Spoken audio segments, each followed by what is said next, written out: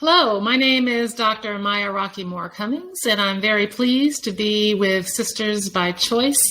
Today, I am excited to be a part of this 30th annual celebration. I think it's incredibly important that we share breast cancer awareness and education with women around the country. And Sisters by Choice has certainly been doing this for 30 years. So congratulations to the founder. Congratulations to all of the members.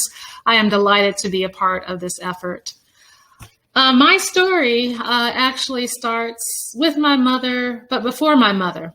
5 years ago, my mother passed away of stage 4 breast cancer.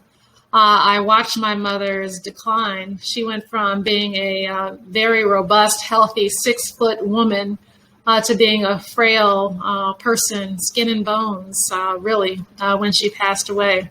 And breast cancer did that to her. In her heyday, in her college years, she was a basketball player. She took her high school college team to the state championship. She was the center, certainly an imposing figure on the court. And certainly my beloved mother, who loved her 3 children to life and nurtured us like you wouldn't believe. She was a teacher, but she was a supporter, our biggest champion, and certainly it was devastating to lose her. But it was especially devastating because this is a woman who always got her mammogram. She was a woman who never was without health. She had health care all of her adult life. She was the wife of a military man. And so she had access to health care. So the stereotype about Black women not having access to health care did not fit my mother. She kept meticulous notes after her doctor's appointments, even before her doctor's appointments, because she had questions that she wanted to ask her physicians. And so, it was devastating to us when they said that she had an irregularity and come back in 6 months. And when she came back in 6 months, they told her she had stage 4 breast cancer. Now, the reason why, for me, this story starts even before her diagnosis is because about maybe 7 years before that, Elijah Cummings, my late husband, found a lump on my breast. And I went to go get it checked out. They told me I needed a biopsy. And so I got a biopsy. And the biopsy said that the lump was fatty tissue, it was negative for cancer. But they did find a marker for cancer called LCIS. And at the time, I didn't know what to do with the information. It was just an oddity to me. They recommended that I go on tamoxifen, but I didn't want to do that because at the time I was actually undergoing IVF. I was trying to get pregnant, but I was an old bride. And so, I didn't want to complicate any potential chances for me to get pregnant by actually having, tamoxifen in my system. So I didn't do it. And I remember calling my sister and my mother and talking about the LCIS marker. And they didn't know what to do with it. And I think back now and I wonder if I would have been persistent about becoming more knowledgeable, if I would have been persistent and insistent on my mother and my sister about, making sure that they were checked out and double checked and triple checked, would things have been different? So fast forward several years, my mother passes away. We, of course, take care of all of the arrangements, going through the bereavement process. My husband becomes sick. And then we find out that my sister had stage 2B breast cancer. And this is my younger sister by 5 years. And I was just horrified, not just for her. She had to undergo chemotherapy. She had a horrible reaction. Her fingernails fell out. She had to have another surgery on her nail beds. It was just craziness. But I knew that it was coming for me next. I had been the first one to be diagnosed with a marker.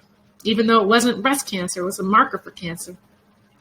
And I knew that it was coming for me next. I was literally walking around every day feeling like I had 2 ticking time bombs hanging on my chest.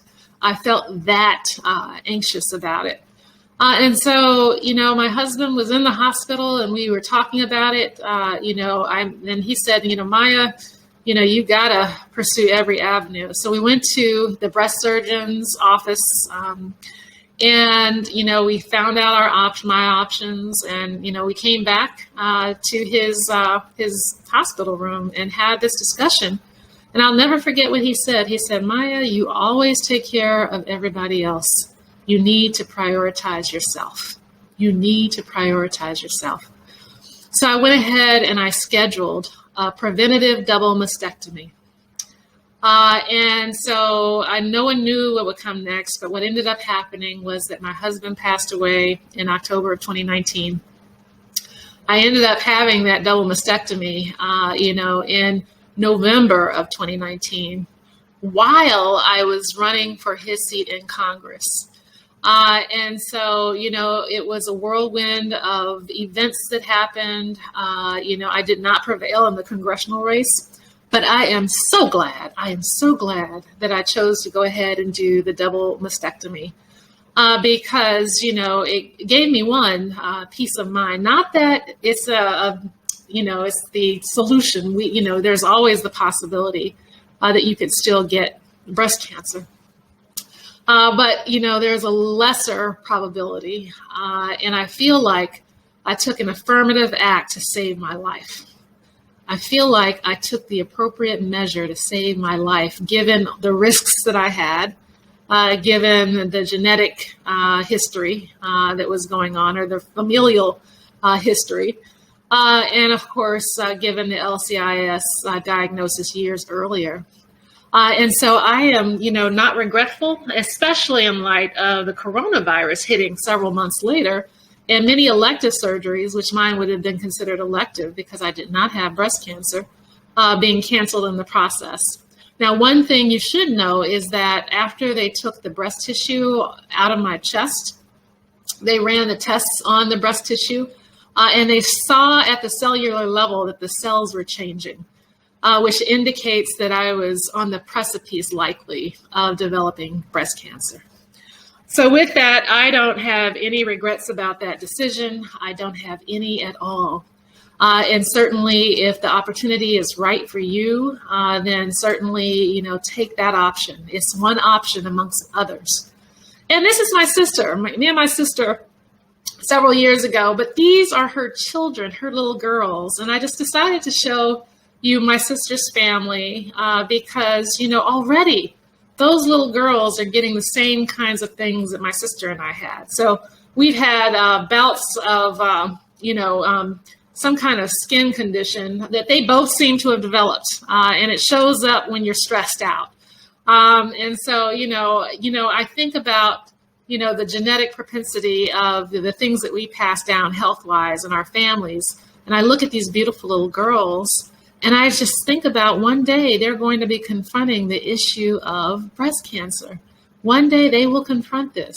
And by then, I hope that we have done everything in our power to make sure that we've learned more, that we perhaps have a cure, that we can do better and be better when it comes to women's breast health. So, what can we do? What can you do to save lives?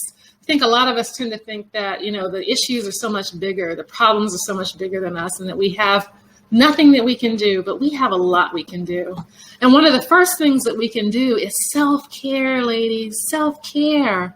Whether it's exercising and getting out there and walking and jogging or whatever, that we are exercising our bodies, that we are eating healthy, that we're paying attention to nutrition, that we know that the food on our plate often influences the health of our bodies, and making more strategic choices with regards to what we consume, both food-wise and beverage-wise, can make a difference for our health. And so with that, it's something that I would strongly encourage us to all practice on a daily basis. self-care in terms of our physical wellness is incredibly important. And whether it's talking about, your spa, or, certainly your emotional wellness, if it's meditation, if it's spiritual wellness, your faith tradition, whatever it is, figure out what works for you and get into that zone of self-care, because it's incredibly important for your health and well-being. And I just certainly encourage all of us out here to practice self-love. When we're on airplanes, they tell us to use the oxygen on yourself first, and that's the only way you're going to be able to help other people. Well, ladies, let's use the oxygen of life on ourselves first, so that we can be of service to our families and our communities. And so with that, I'd just like to say thank you to Sisters by Choice, thanking you for allowing me to share my story today, and knowing that somewhere out there, someone else is going to be helped. And I just thank you so much for your leadership. Take care.